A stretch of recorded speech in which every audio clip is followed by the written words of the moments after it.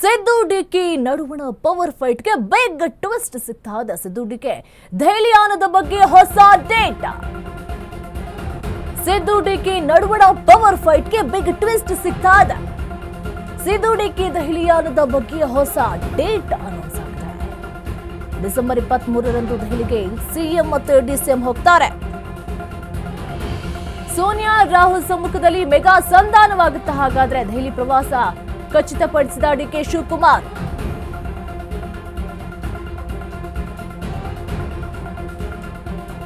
ಅಶ್ವವೈಗ news ವರದಿ ಖಚಿತಪಡಿಸಿದ DCM DK. December 23ರಂದು ಇಬ್ರು ಕೂಡ ದೆಹಲಿಗೆ ಹೋಗ್ತಾರೆ. ಹಾಗಾದ್ರೆ ಯಾರನ್ನೆಲ್ಲ ಮೀಟ್ ಮಾಡಬಹುದು?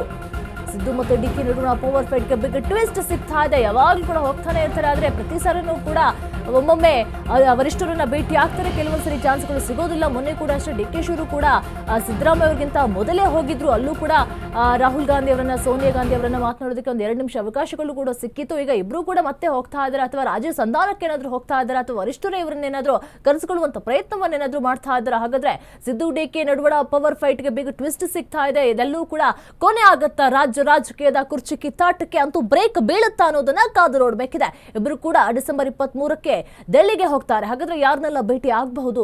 ಅಥವಾ ಇಬ್ರು ಒಟ್ಟಿಗೆ ಮಾತಾಡ್ತಾರೆ, ಅಥವಾ ಮೊನ್ನೆ ಹೋದಂಗೆ ಮೊದಲು ಡಿಸಿಎಂ ಹೋಗಿ ಅದಾದ್ಮೇಲೆ ಸಿಎಂ ಹೋಗ್ತಾರೆ, ಅಥವಾ ಏನೆಲ್ಲ ಚರ್ಚೆಗಳು ಆಗ್ಬಹುದು? ಅಥವಾ ರಾಜ್ಯ ಸಂಧಾನಕ್ಕೆ ಏನಾದ್ರೂ ತರ್ತಾರ, ಅಥವಾ ಸ್ವಲ್ಪ ಸಮಯಕ್ಕೆ ಏನಾದ್ರೂ ಬ್ರೇಕ್ ಹಾಕಲ್ಲ ಬಿಡಿ. ಯಾಕಂತ ಹೇಳಿದ್ರೆ ಈಗ ಅಧಿವೇಶನ ಟೈಮಲ್ಲಿ ಸ್ವಲ್ಪ ಬ್ರೇಕು, ಮತ್ತೆ ಜನವರಿಯಿಂದ ಮತ್ತೆ ಕ್ರಾಂತಿ ಅಂತೇಳಿ ಶುರು ಹಚ್ಕೊಂಡಿದ್ದಾರೆ. ಡಿಸೆಂಬರ್ 24ಕ್ಕೆ ಸಿಎಂ ಡಿಸಿಎಂ ಮಹಾ ಮುಲಾಕಾತ್. ಸಿದ್ದು ಡಿಕೆ ನಡುವಣ ಪವರ್ ಫೈಟ್ಗೆ ಬಿಗ್ ಟ್ವಿಸ್ಟ್ ಸಿಗ್ತಾ ಇದೆ. ಅಳೆದು ತೂಗಿ ಒಂದು ನಿರ್ಣಯಕ್ಕೆ ಬಂದಿರುವ ಹೈಕಮಾಂಡ್. ಹಾಗಾದ್ರೆ ಏನು ತೀರ್ಮಾನವನ್ನು ತೆಗೆದುಕೊಳ್ಳುತ್ತೆ? ಸಮಸ್ಯೆಯನ್ನು ಬಗೆಹರಿಸಲು ಸೂತ್ರವನ್ನ ರಚಿಸಿದ ಹೈಕಮಾಂಡ್. ಕಾಂಗ್ರೆಸ್ ಹೈಕಮಾಂಡ್ ನ ಸಂಭಾವ್ಯ ತಂತ್ರವೇನು ಗೊತ್ತಾ? ಹಾಗಾದ್ರೆ ಇದು ಅಶ್ವವೈಗ ನ್ಯೂಸ್ ಬಿಗ್ ಎಕ್ಸ್ಕ್ಲೂಸಿವ್.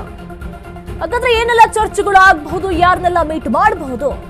ರಾಜ್ಯ ಸಂಧಾನಕ್ಕೆ ಏನಾದ್ರೂ ಬರ್ಬೋದಾ? ಹಾಗಾದ್ರೆ ಡಿಸೆಂಬರ್ 23ರಿಂದ ಇಬ್ರು ಕೂಡ ದೆಹಲಿಗೆ ಹೋಗ್ತಾರೆ. ಸಿಎಂ ಮತ್ತು ಡಿಸಿಎಂ ವರಿಷ್ಠರನ್ನ ಭೇಟಿ ಆಗ್ತಾರೆ. ನಾನು ಮಂಗಳವಾರ ಹೋಗ್ತೀನಿ. ನಾನಂತೂ ಕದ್ದು ಹೋಗಲ್ಲ. ನಮ್ಮಿಬ್ಬರಿಗೂ ಏನೋ ಹೇಳಿದಾರೆ ಅವರು, ಯಾವಾಗ ಕರೆಸ್ತೀವಿ ಅಂತ ಇಬ್ಬರಿಗೂ ಫೋನ್ ಮಾಡಿ ಹೇಳಿದ್ದಾರೆ. ಹೋಗ್ತೀವಿ, ಇಬ್ರು ಹೋಗ್ದಿರಕ್ಕಾಗ್ತದ? ನಾನು ಮಂಗಳವಾರ ಹೋಗ್ತೀನಿ. ನಾನಂತೂ ಕದ್ದು ಹೋಗಲ್ಲ. ನಮ್ಮಿಬ್ಬರಿಗೂ ಏನೋ ಹೇಳಿದಾರೆ ಅವರು, ಯಾವಾಗ ಕರೆಸ್ತೀವಿ ಅಂತ ಇಬ್ಬರಿಗೂ ಫೋನ್. ಡಿಸೆಂಬರ್ 23ರಂದು ಇಬ್ರು ಕೂಡ ಡೆಲ್ಲಿಗೆ ಹೋಗ್ತಾರೆ. ಹಾಗಾದ್ರೆ ಯಾವ ವಿಚಾರಕ್ಕೋಸ್ಕರ ಹೋಗಬಹುದು? ಹಾಗಾದ್ರೆ ಪವರ್ನ ಸೂತ್ರ ಏನು? ಹಾಗಾದ್ರೆ ಈಗಿನ ರಾಜಕೀಯ ಸ್ಥಿತಿ ಭಿನ್ನವಾಗಿದೆ. ಮಧ್ಯವರ್ತಿಯಾಗಿ ಕೆಲಸ ಮಾಡಲಿದೆ ಕಾಂಗ್ರೆಸ್ ಹೈಕಮಾಂಡ್.